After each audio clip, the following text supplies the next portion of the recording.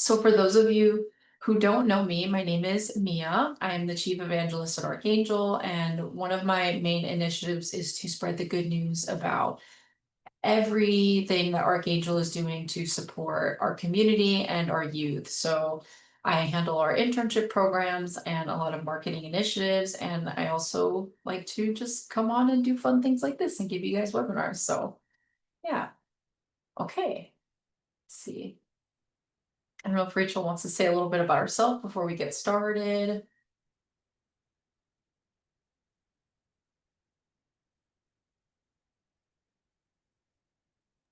I muted myself, sorry. Hi, everyone. My name is Rachel Swanson. I live in Chicago. I'm one of the Samsung education coaches.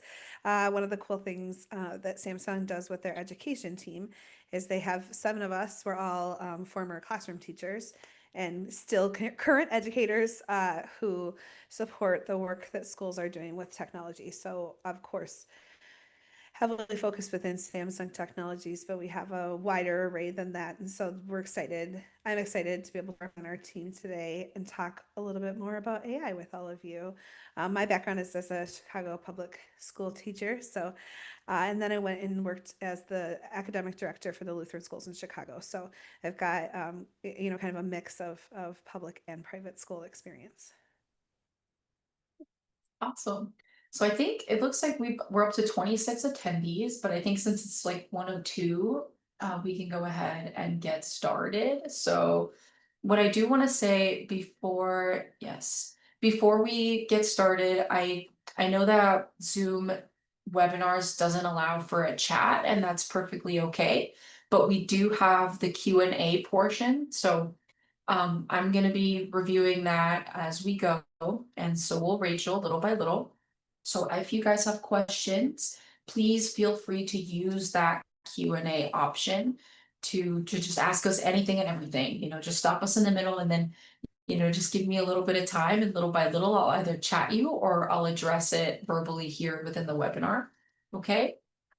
All right. Okay, so let's get started. So we're super excited that you guys are all here to our Christian ethics and AI tools, hosted by Archangel and Samsung.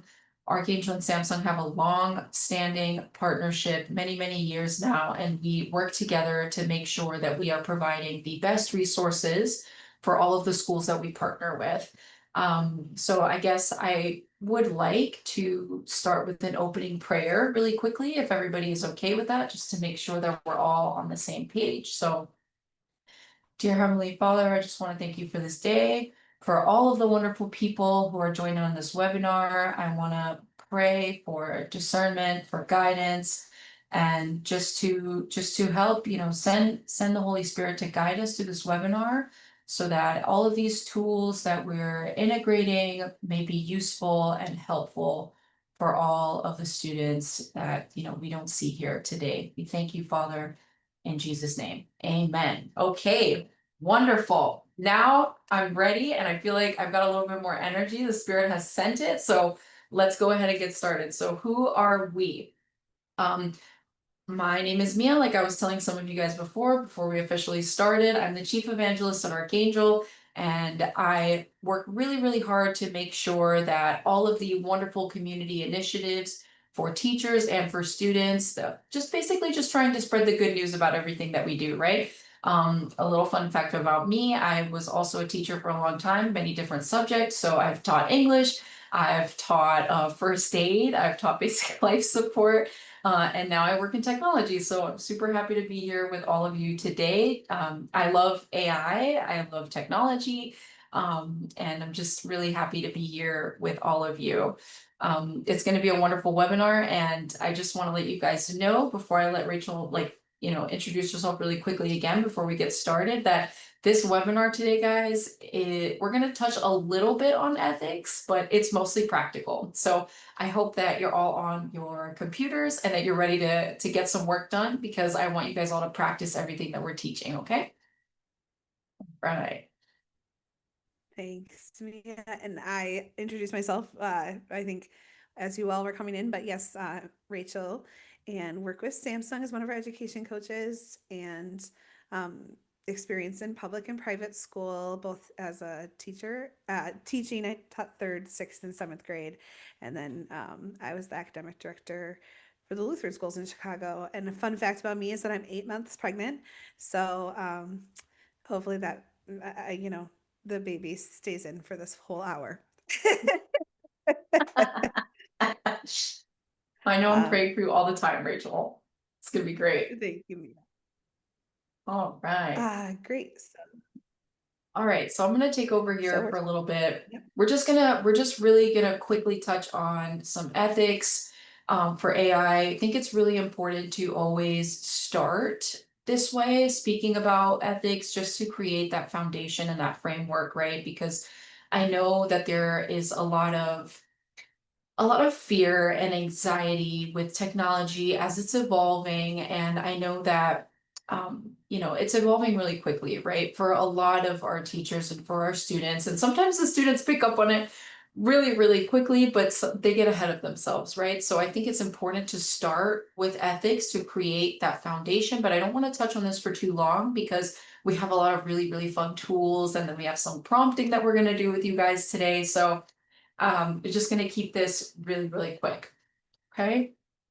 So, first things first, we wanna make sure that the AI that is being used in the classroom, that there are clear and ethical guidelines, right? So this means that your school, needs to work together, maybe through some form of a tech committee or gathering your principals with some of your more techie teachers, getting together and really establishing some standards on how the AI is developed and applied within the classroom. This can look many different ways. It can be a matter of, uploading your values and the schools, into the AI and having the AI help you actually develop some of these standards, or actually sitting and talking to each other and making sure that, you have a clear picture of what you want this AI implementation to look like within your school.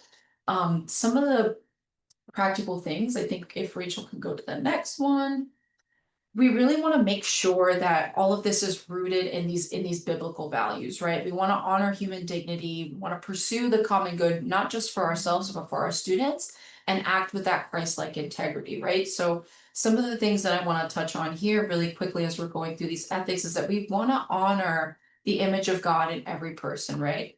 We all know that every human is created in God's image and likeness.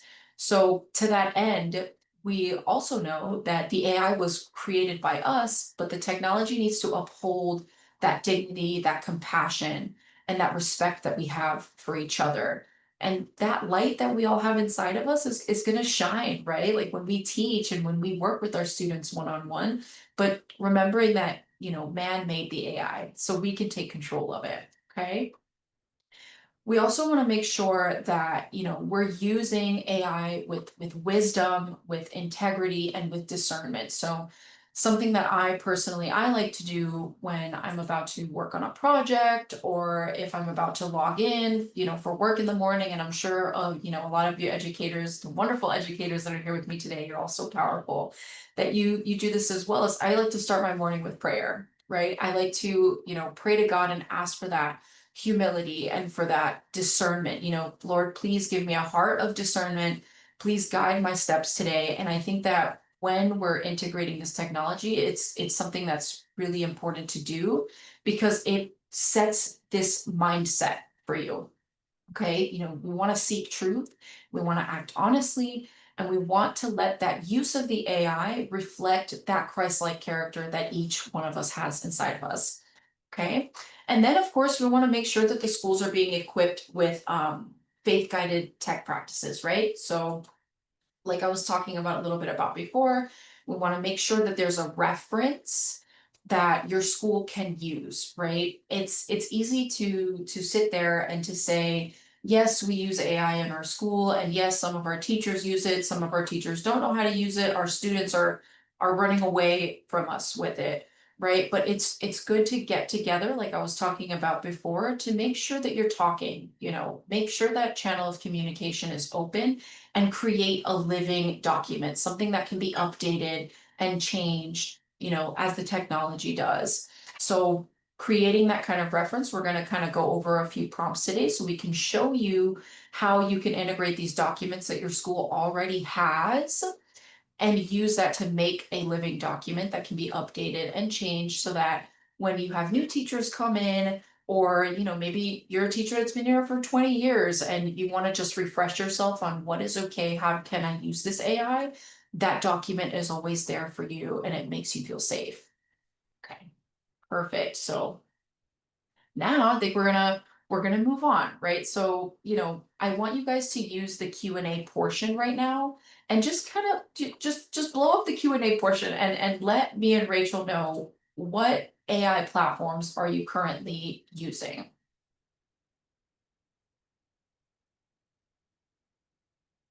ChatGPT? Okay. Anybody else? Okay, another ChatGPT. Oh, Magic School AI. I like Magic School AI. Okay, I see mostly ChatGPT, but also Copilot and Gemini. Another Magic School, Gemini. Awesome. Canva AI. Very nice. Wesley says Trek. Rachel, have you heard of Trek AI? I don't think I've used it. Class Dojo has an enhanced section. I have access to Copilot, but I don't know how to use it. Okay, Yeah, a lot more apps are getting AI integration, so you can use the AI within the app itself. very good. So because I'm gonna let Rachel take over really quickly. One thing I do want to mention before we move on is your school already has a management tool, right? So it could be Google Classroom, it could be Microsoft Office. There's different forms, right? But I think those are the two most popular. And so one thing that I want to say is to not reinvent the wheel, right? If you guys are already using, for example, we use Google a lot at Archangel. Gemini is something that integrates seamlessly into our workspace. And so for those of you who said that you're using Gemini and Copilot, that's perfect. Just, make sure that if you're a little bit confused on what AI to use, just take a look at what your organization is using because most of the time there's already an AI for that. So we wanted to talk with you a little bit about AI prompting and the different prompts that you could use for AI because we know that one of the most important parts of AI is how do we prompt AI to do what we want. So as Mia was saying, AI, human created, is always important for us to ask like what is the AI being fed in order for it to come up with the responses it's getting and um, it's good to know just right off the bat that AI is getting, when you prompt, it is using those prompts to learn and to become better. If you're in a paid AI that has like kind of an enclosed environment, then it won't be learning and sharing that information with the World Wide Web. But if you are in, the free versions of a lot of these apps, part of why it's free is because the AI is learning from you, and then that learning can be shared with other users anywhere in the world. So it's just good to know that so that you can be mindful about how you prompt. So a couple just guidelines around prompting. Number one is that I would never put personal information about a student in a prompt.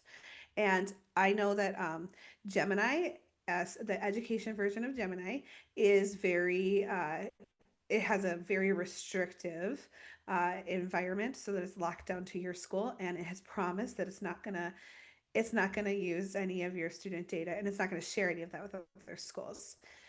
And I think that's great, and I really appreciate that. And I still would never, ever, ever put identifying information about students in any AI tool ever. So just that's something I would say like right off the bat. But there's some ways that we can start to prompt to make AI work for us. So what we're gonna do is we are going to just start to look at like what are these different AI tools? What are the differences of them? And which ones do we like? Because I actually have started to think of the different AI tools that I use as like each one kind of is like a different friend. You know, when you are going through something, like maybe you're going through, you need advice, right? And you're like, I'm going to call Susanna first because she's the one who's always just going to have my back, right? She's the one who's going to be like, yep, girl, you are so right. I believe it. Yes. And then after that, I'm going to call Melissa because she's the one who will like actually call me out and be like, but you know, you probably could have done it like this, right? So like I feel like it very similarly, the different AIs have these personalities, and depending on how I want to use them, I might choose a different tool. So what we're going to do is have you choose two AI tools, and it doesn't matter which two. We're going to demo with ChatGPT and Gemini, but if you have other ones you've been wanting to try, you know, Grok is another one, Trek, uh, any of the ones, you can try any of these. And we're going to take the same prompt and see how the different tools react to those. Okay. So we are going to demo this with the prompt, write a short reflection on the value of human life from a biblical perspective. So I think what's nice about this is that um, our AIs are not Christian. Obviously, there are some AI platforms that do have like that have been fed with specifically Christian doctrine. You can certainly find those, but even within the other AI tools, we can make them reflect our values by how we prompt. So I'm going to take this prompt and I'm going to come over here to Gemini, and I'm going to say, sorry, let me just pull up on my other screen so I don't have to copy it because it doesn't want to let me. So I'm going to ask Gemini. I sign into Gemini and I'm going to say, write a short reflection on the value of human life from a biblical perspective. And then you'll see this is just the free version of Gemini. I don't have the paid version. And so now I'm going to give it a second and I want you to know that like hilarious. If you all watch students with their waiting for AI, it's like writing whole essays and papers for them, and they're like, "Why is it taking so long?" And I'm like, "What?" So let's just take a second. First of all, you'll see that it over here on the left hand side, it actually responds to me, right? That's a profound topic for reflection. Sure is. And then it like gives me my response, right? And then over here, it actually gives the short reflection. So I'm going to so the biblical perspective establishes the value of human life as absolute, inherent, and non negotiable, anchoring it in two fundamental theological doctrines, the Imago Dei and the doctrine of redemption. So you can kind of hear it's conversational, but it definitely has like a little bit of an academic piece to it. So now let's take that same question.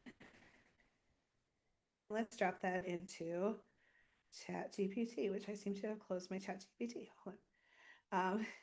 Just give me a second. Uh, and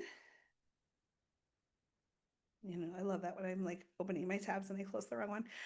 Okay, cool. So now I'm in my Chat GPT and I'm going to paste that question in, and then I'm going to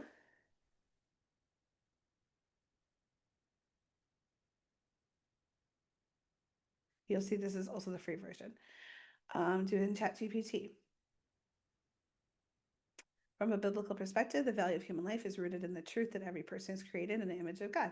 Interesting, they both got in the Imago Dei, like they both have the image of God piece. This divine image gives each human being inherent dignity, worth, and purpose, regardless of status, ability, or circumstance. So, like you can read on. But so as you're looking at those in the question and answer, I'm curious which one of these has the more of the tone that you're kind of looking for, or that you might want that to have it right in.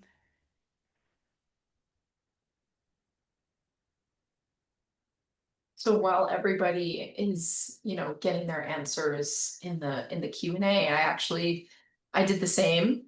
And so for my Gemini, I just asked the simple question. And then for my ChatGPT, since I'm, you know, thankful enough to have the paid version, I actually inputted some documents that are straight from ACSI to see how the answer would differ, and they came out completely different. I see Marissa Oh, says ChatGPT. Now, my question is, are you guys doing this with us? Both are nice. Patty says, but I like ChatGPT a little bit better. I think I think the main thing to realize here is that the answer that you get from the AI is going to really depend on the information that it is fed, right? Like Rachel was talking a little bit about this earlier. And so and I think I mentioned it too, if your school has certain documents like a student handbook, or if you have your school's values, things like that can be uploaded, into the AI to kind of help shape how the AI answers you, and so that it can set a framework for you, right? Because if not, what happens is the AI just scours the internet to see, all possible answers, and then it just, regurgitates everything back to you. So for my chat GPT, Here, let me stop sharing and then you can share your yeah, of one. course, so that you guys can see the differences in what I got here. Let's Okay, can you guys see my screen? Just want to make sure. So as you guys can see here, all of these PDFs, I have essential elements of a Christian school, Christian philosophy of education, and then guiding principles. I got these directly from ACSI, so I can't make this up, right? And I asked the same question, and this was what I got. So, from a biblical perspective, the human life is rooted in truth, and that every person, very similar, the image of God.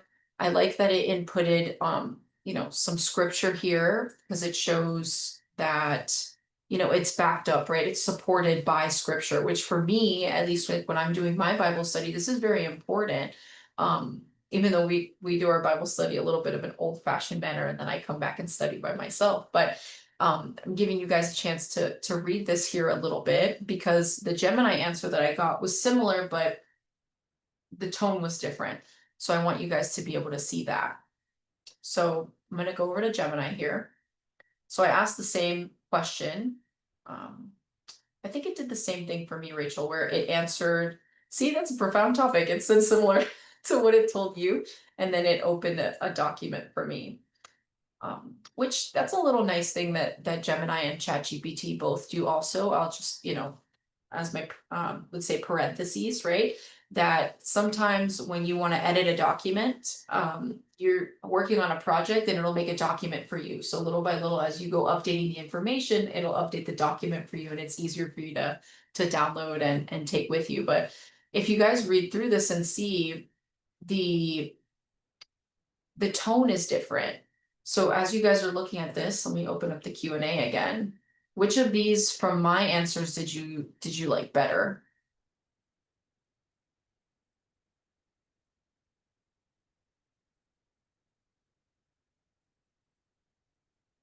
I don't want you guys to be shy. I want you to use the Q&A as much as you can. I want this to feel like a conversation.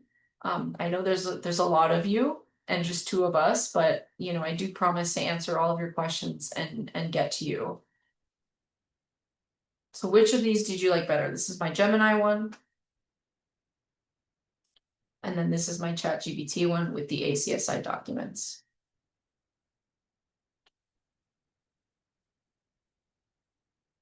Can you walk us through how to download the files to the feed? Of course I can. Okay, okay, perfect. So you guys can see my screen. I'm on ChatGPT right now. Sheena like ChatGPT, thank you. Perfect. Okay, so really quickly, you're gonna ask anything, right? You'll see there's a little plus sign here. ChatGPT and Gemini are very similar in this aspect.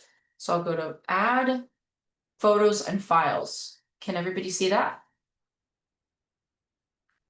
But then also, and I'll just put the same files in, if you have your documents open, you can also just drag, you see like how I have a document here, drag and drop, and it'll show right here. However, I do want to say that this is the paid version of ChatGPT, but there is a certain amount of time within the day that you guys can add files if you're using the free version. And then, little by little, it'll kind of revert back to the free where you can't upload as many files. However, if your organization is already paying for, Google or Microsoft, because Copilot has the same tool for you to add files to refer to. Um, you'll see that most of the time through the organization having that account, most of the time these AI features will be included. So it's a higher version than a free version. And you guys, my email will be at the end. So if any of you have any questions about how to use your AI, how to incorporate it into your school, you can always reach out to me as well. But it's as simple as that. You can just drag and drop. Did that did that help, Christina? Were you able to see that?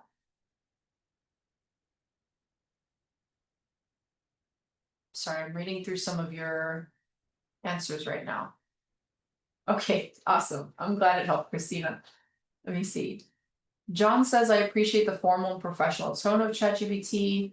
I use it a lot for construction emails that are more formal and professional. Yeah, I get that sometimes too. Well, and Without then studying the text in detail, let's see.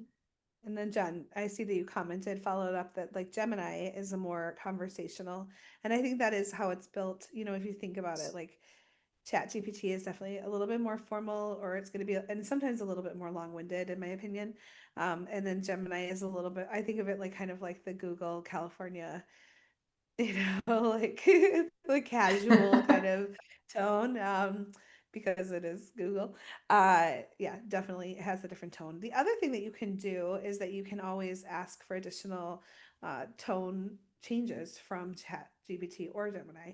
So, for example, with Gemini, I have, because I find that all AI is a little wordy for me. I'm like, I don't have time to read a 4 paragraph essay right now. I just needed you to give me like, so I actually have created, well, I'll just say like please do this, please rephrase this in bullet points that I can read in under 10 seconds, right? So like so if it like it can, I've actually started to like, and at this point it knows me well enough to actually give me what I call the TLDR, too long didn't read, where it will actually just like summarize it for me in a more simple way. Now, not everybody wants that all of the time, but when I do want it, I can ask for that. So similarly, if you're like, hey, ChatGPT, this is kind of professional and formal, can you make it more casual, or vice versa? Or you could even pick a person. So maybe there's maybe you have a pastor that you really like, a pastor who's known. ChatGPT would have to know it, but who you really like, and you want it in the tone of that pastor. You could certainly ask for it to be like, give the, speak it, use the tone of X pastor to respond to this question, right? So that's kind of some cool ways that you can change the prompting.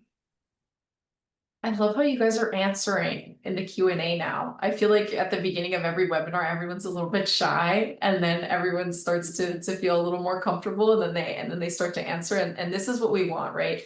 We really want this to feel practical today. Like, I wasn't planning on showing you guys how to drop files in there, but if there's questions that you have and you have both of us here, please ask, because we want to help you. We want you to understand how to use these tools. So some of the okay, Milena's asking, can you give us some of the top AI platforms that teachers should be aware of and using?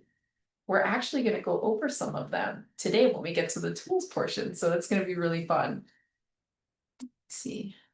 Yeah, I was going to say, the next portion of what, because we want to start with just basic prompting, but prompting can be one of those things that you just keep getting better at, and you're going to get better by just doing it, to be honest. Like, that's the number one way. um, but we did create, and this presentation will be shared with you, but we did create 10 prompts that you could start with, and again, you can tweak these for your situation. But like, ideas like, think about fourth grade teacher and design a lesson plan to teach students about fractions, adding single fractions. Obviously, the more specific you are, the better it will be.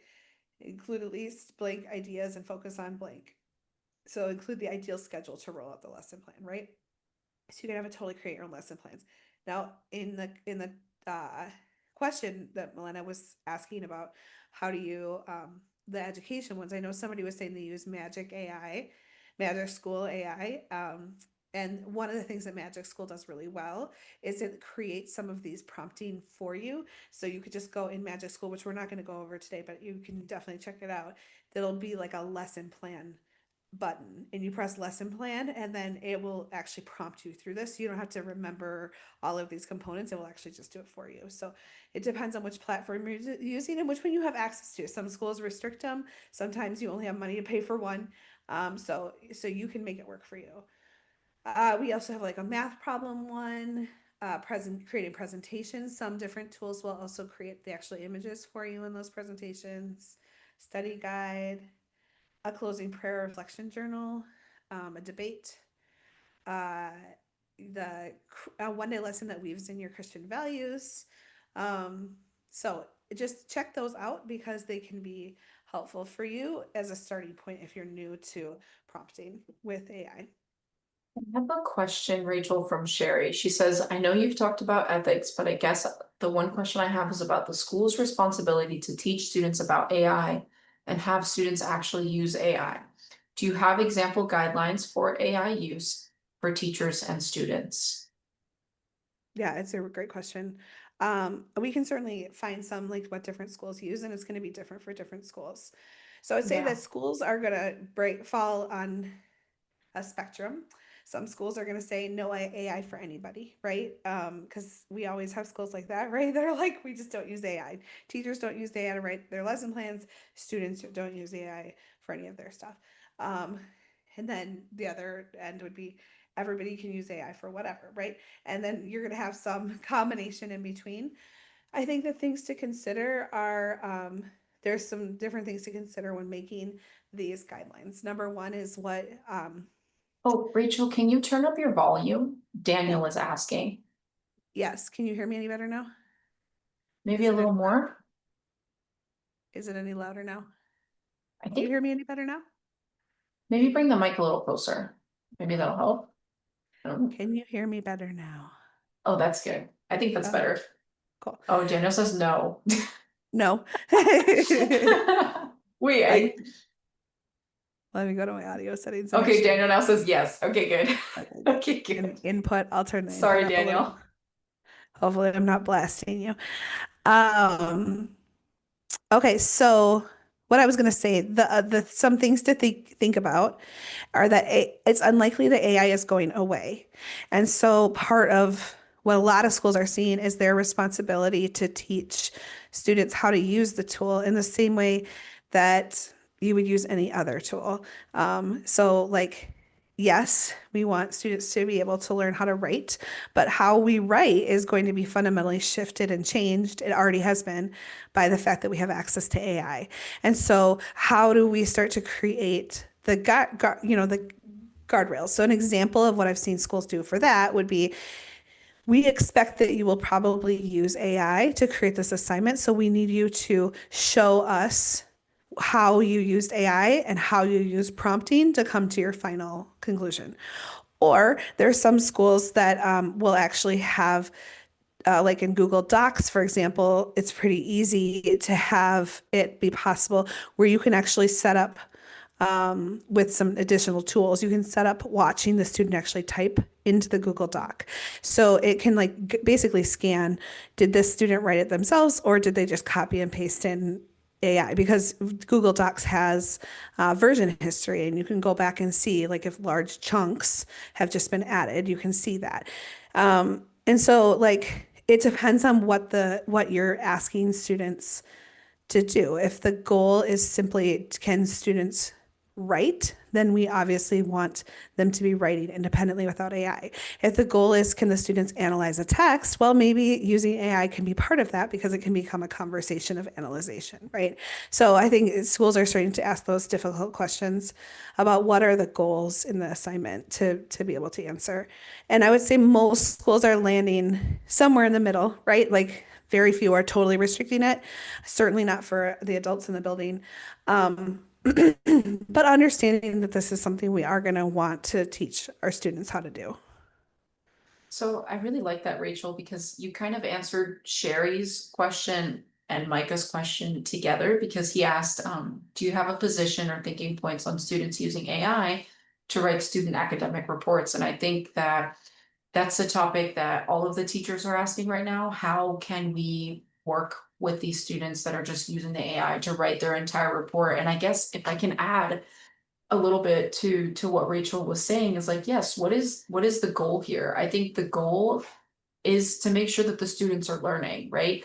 But the way that the students show that they're learning is going to be different now, right? So maybe it's not that teachers are giving students so many papers, maybe it's that here's your paper, but then tomorrow you have to present it to the entire class and you have to show that you actually understood the information that you wrote within your paper, right? Because we are seeing, unfortunately, that a lot of students that use AI, they're, they get the information at first, but then it very easily leaves them. And so making sure that they have a way of actually keeping the information and understanding it and being able to explain it really, really helps. So I think, at least Micah, to answer your question, that's how I feel about it. Like Rachel said, the way that students are writing is changing. It has already been changed. We still want them to be able to write, but I think more importantly, the goal here is to make sure that the students are actually understanding the information that you're teaching. So now, unfortunately, and now it's on the educator to be a little bit more creative, to give assignments to the students. Like, well, how can you prove to the rest of your classmates that you actually understood this concept? And maybe it's through more examination, maybe it's through more public speaking. The opportunities are endless. So I don't know if that helped, Micah and Sherry. Yeah, I taught a lesson in a high school a couple months back, and the assignment then was for the students. They were reading The Namesake by Jhumpa Lahiri, and the assignment was to create an analysis of one of the characters, and they could create that analysis in any way, but they had to show basically that they like it was their obligation to show that they knew without using AI. So the students like came up with different ways of doing that. Like some of them used like multimedia art kind of things. Others actually used AI, but then put their own analysis on top of the AI. Like so I think you can get creative. It obviously can become a grading nightmare. But you can get creative, in how you ask for that. And there's certainly times I think that it's very appropriate for you to say we're doing this on paper and pencil, no computers, right? Right. Like I'm not going to give a spelling test where students have spell check that doesn't test whether or not they know how to spell the word. So I'm going to do that Right. on paper and pencil, right? So like I think there are activities where it's like the skill itself has to be learned, and I have to know that it's being learned without AI, and I think that's appropriate. Okay, so let's see. Yeah, teachers using AI to write report comments. Yeah, I was just reading it. uh, yeah.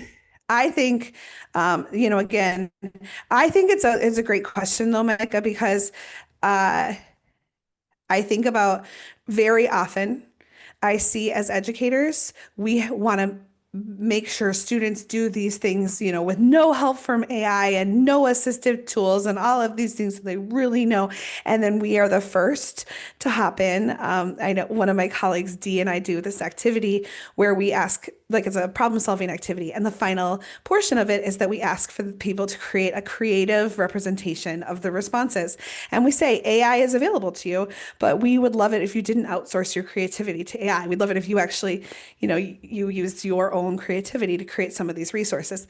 And very often teachers will just go right to AI and be like, write song lyrics for this, And so like, so I think as teachers, I think my thought would be there's no one right answer, but I would say like, when we think about a consistent ethics, are we asking of ourselves what we're also asking of our students?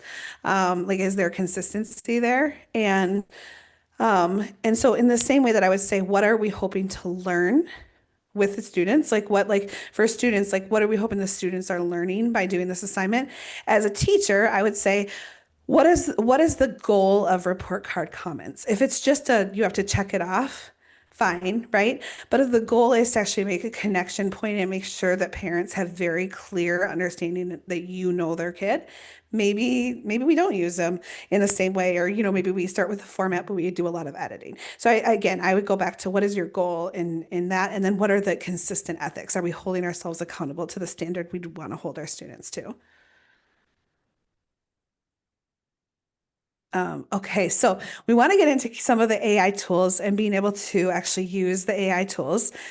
So I wanted to start with Canva, and Canva is a great tool. I think at this point, most educators use it, but I wanted to just start by saying um, if you go to canva.com/education, Canva is a tool that is the pro version is free for teachers, and they will continue to be. They're very committed to that. So if you are not already on the pro version, go to canva.com/education, and then you can go down to teachers and you can click get verified, and that will get you that pro version. There's a lot of features that are going to be better, including the one I'm showing you, if you have the pro version.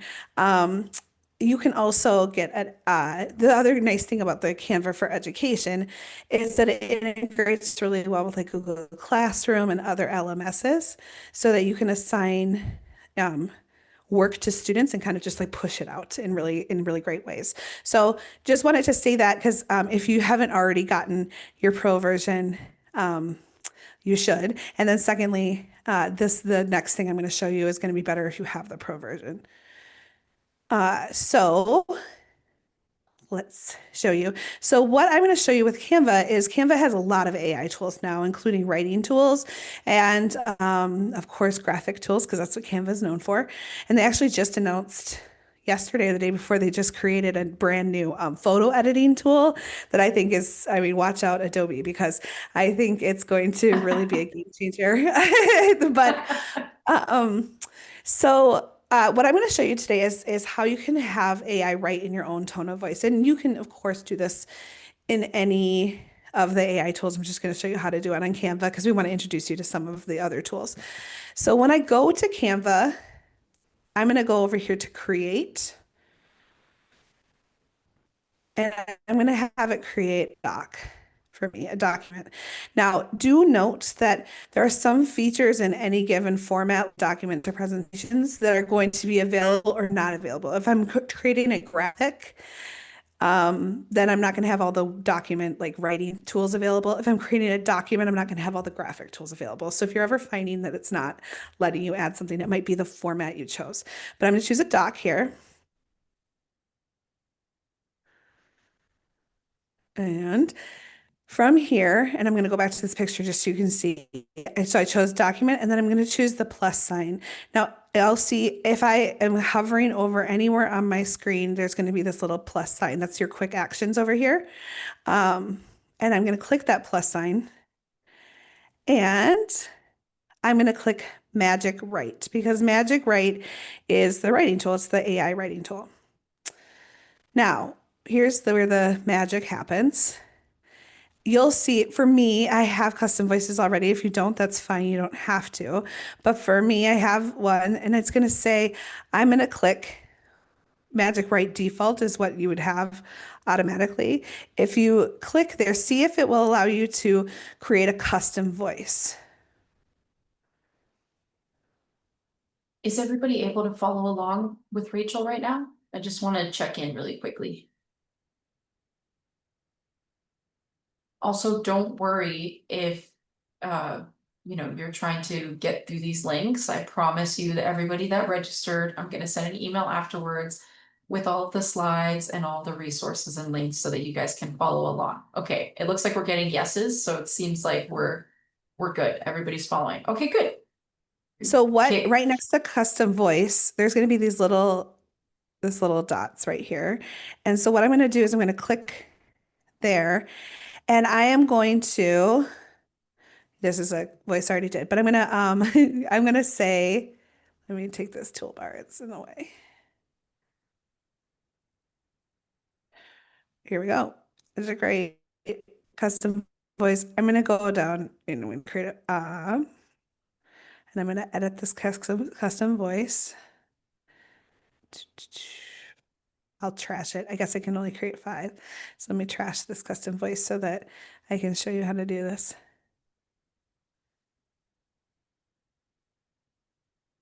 Okay, so I'm going to go down and I'm going to create a custom voice, create a new voice, and I'm going to put in a sample text.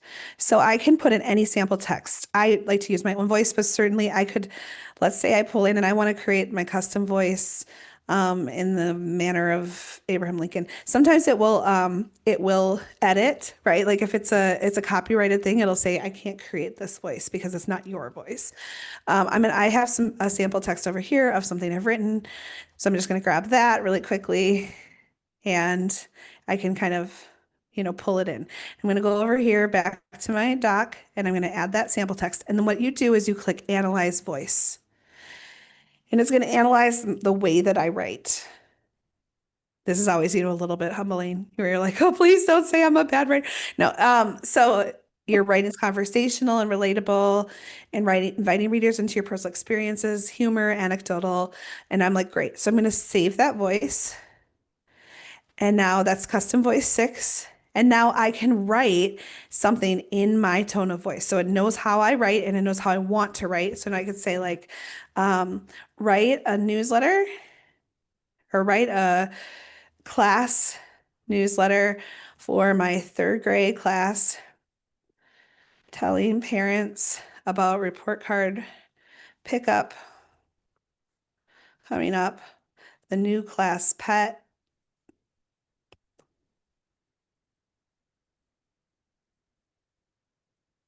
Can we make the class pet a turtle? And sure, new class. Oh, you made it a guinea pig. Okay, Uh-huh. sorry, I'm behind you. No, you're fine. And the upcoming uh Thanksgiving party on November 20th. Sure, why not? I don't know. That might be a Saturday. Okay, so now I'm going to generate it. Sorry, Rachel, I'm a little behind you No, on the no, you're fine. texting.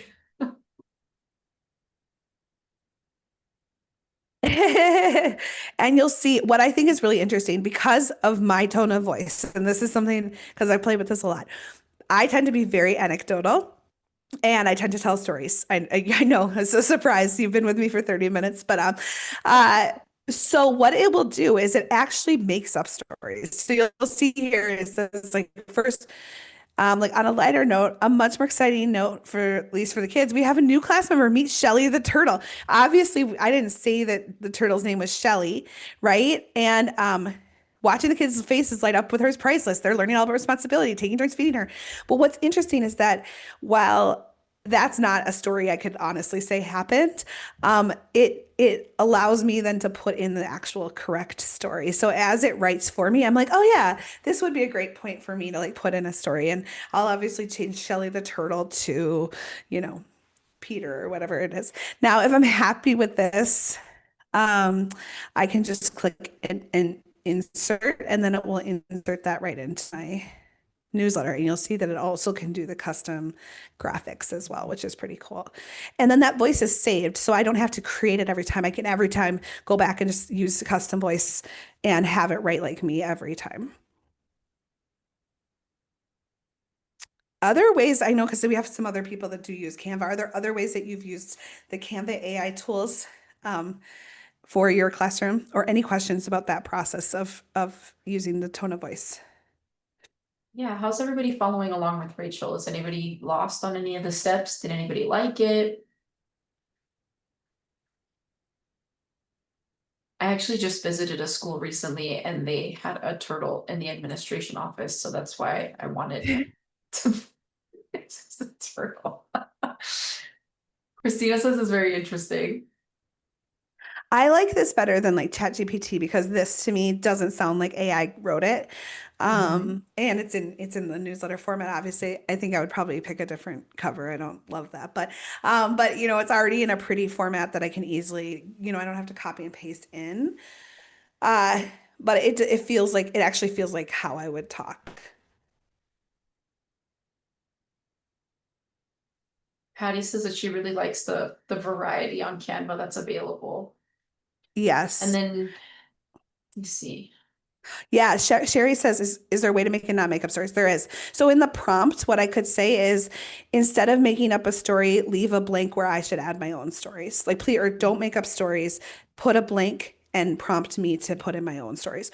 Or I can also say, the other thing I can say is, what additional information do you need from me in order to create this newsletter? And then it will start prompting me. It'll be like, well, tell me what's the name of your turtle?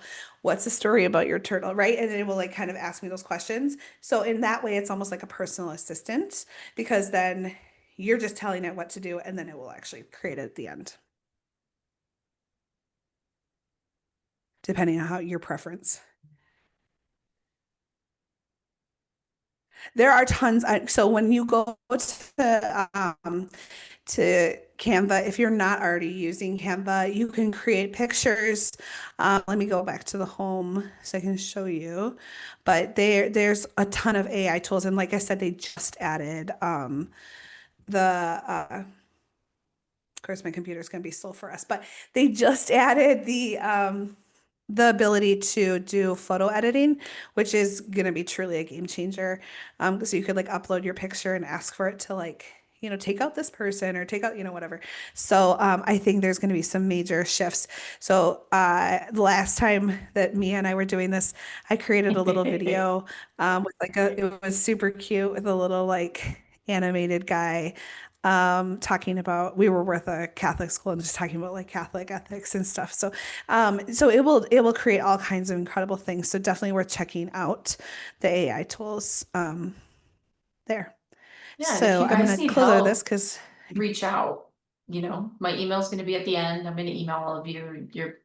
You're more than welcome to just book like a 20-minute call with me and I'll help you walk through it. If this is going too fast, and then you'll have the recording too. Also, I am answering everyone individually. If Rachel's not answering live, and so if you guys are still just having questions as we go through, please send them because that's what I'm doing here. I'm just chugging away through all of your questions. um I know we're kind of coming to the top of the hour, but I do want to just show you one last tool that I think you'll really like, and that's Notebook LM. I'd love to hear if you've already used Notebook LM. Feel free to drop that in the comment. This is from Google. It's from Gemini. It uses the Gemini brain.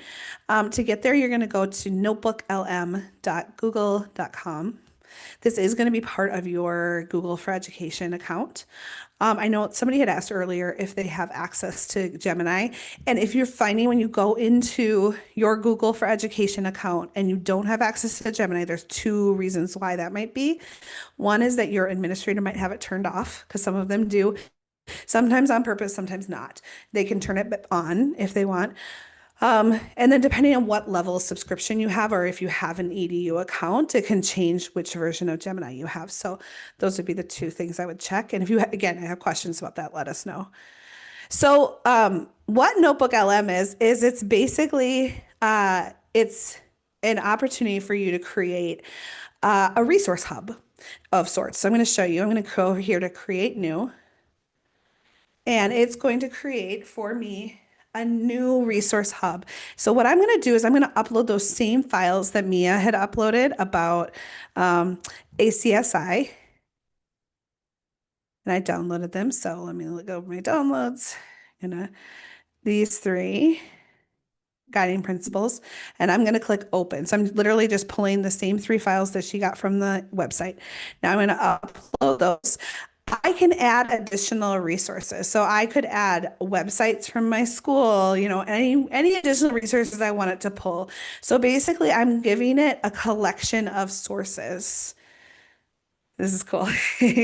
And it is pulling all of those together to create kind of a composite of information. So what's nice about this is like you will be doing a project, for example, in your science course, and you have notes from tons of different lessons, right? And you don't want you want AI to be able to pull all of those notes together. You can do that in this, right? You can upload all of them. You can pull in websites, PDFs, you can pull in, Google Docs or whatever. So it's still uploading that last one, but you'll see it's got the core values for Christian education. So this is just an overview. That's cool. We like the overview. But why it's so cool is it will do a variety of things. First of all, it will have the chat. So the chat allows me to actually start asking questions specific to the resources that I just put in. So how do ACSI's core values guide school operational integrity and student development crisis? Now, let me show you a cool thing. I could say, based on ACSI's core values, what would be 5 bullet points you would include in a student facing AI ethics policy? I have no idea what they're going to say. We're going to have to learn together. This might answer Sherry's question from earlier. Was it Sherry, I think, that asked, or was it Micah? I can't remember now. So it says maintain integrity and honesty. I think that's a great way, right? Like we got to, if we're 100%. using someone else's brain, we need to let them know. Engage in critical thinking and worldview analysis, pursue academic excellence, reflect Christ-like conduct and non-discrimination. Like these are great. Like this is a great starting place, right? So you're not having to make it up from scratch. And actually, most people I know who have made these have used AI to help them make these some way. Right. So that's not atypical. That's really cool, right? This is very neat that it does this. Now, here's the second thing that's super cool that it does is based on these resources here, it also has the studio, which means it can create resources to summarize all of the texts over here. So if I had a new student and I wanted them to just get an overview of what ACSI is, I can click audio overview and it's going to create a podcast based on these sources. So I would just click this. It's going to create my podcast. It might take a second. You can do similarly a video overview.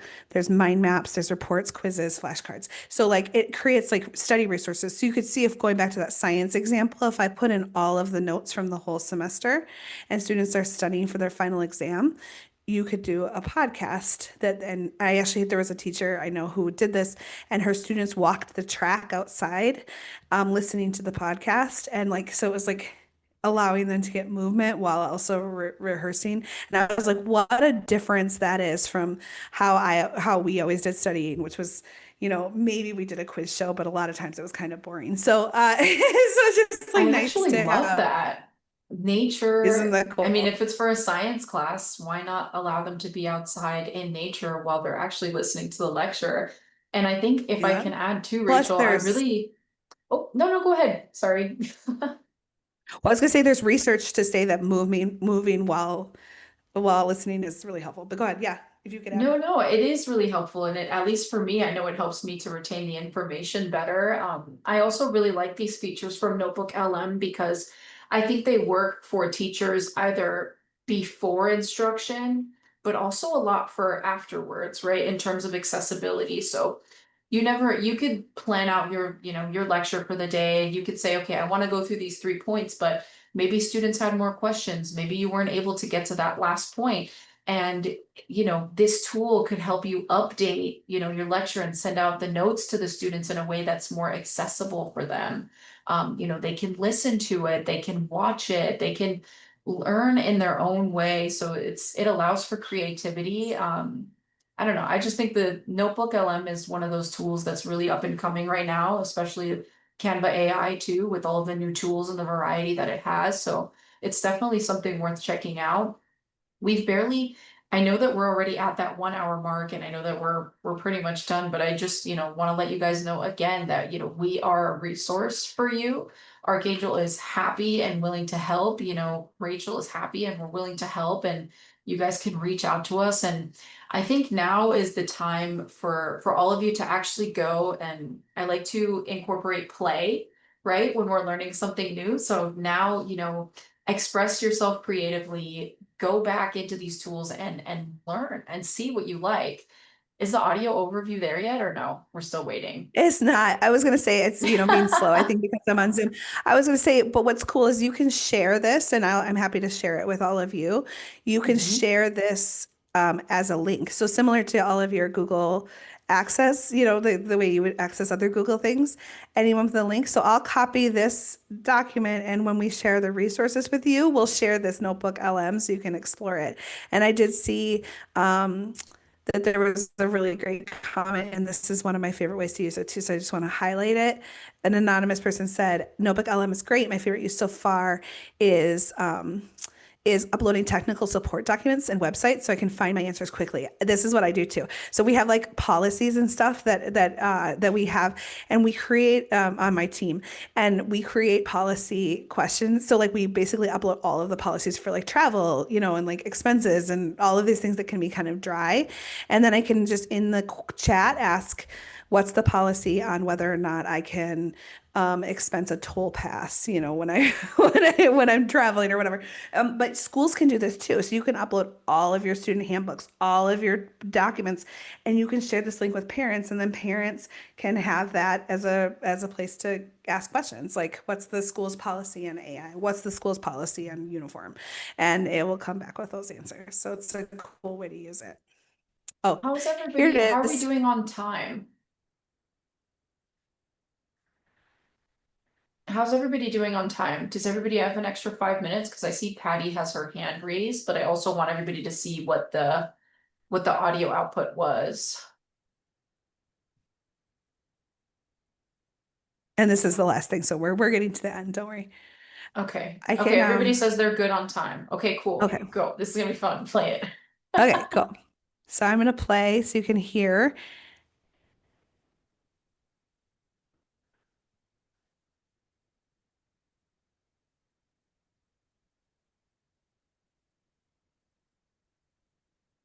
Oh, no, Is it I not can't working? hear. No, I can't hear it. Hold on. Let me see if I can. Are there any, Sherry's asking, oh, okay, Patty, it's fine. I thought you had a question. And if you did, it was fine to raise your hand. It was perfectly fine. Sherry says, are there any legal issues with putting your school's documents into one of these programs? Um, I think if you're staying within the organization, it's fine. Yeah, let me. If you're staying within your organization, for example, like Rachel was saying earlier, if you guys are using Google Workspace and you want to upload while Rachel gets the audio working, and you want to use Gemini to help, you want to put some of these documents to help you with these programs, Google has said that they're going to keep all of that private and safe. So it really just depends on the platform that you're using, and reading up on their privacy policies. Which, if you're struggling to understand those, we can try and help too. Welcome back to the deep dive. Today, we are taking on a pretty big task. We're trying to distill the whole governance framework of the Association of Christian Schools International, ACSI. Yes, it's quite the undertaking.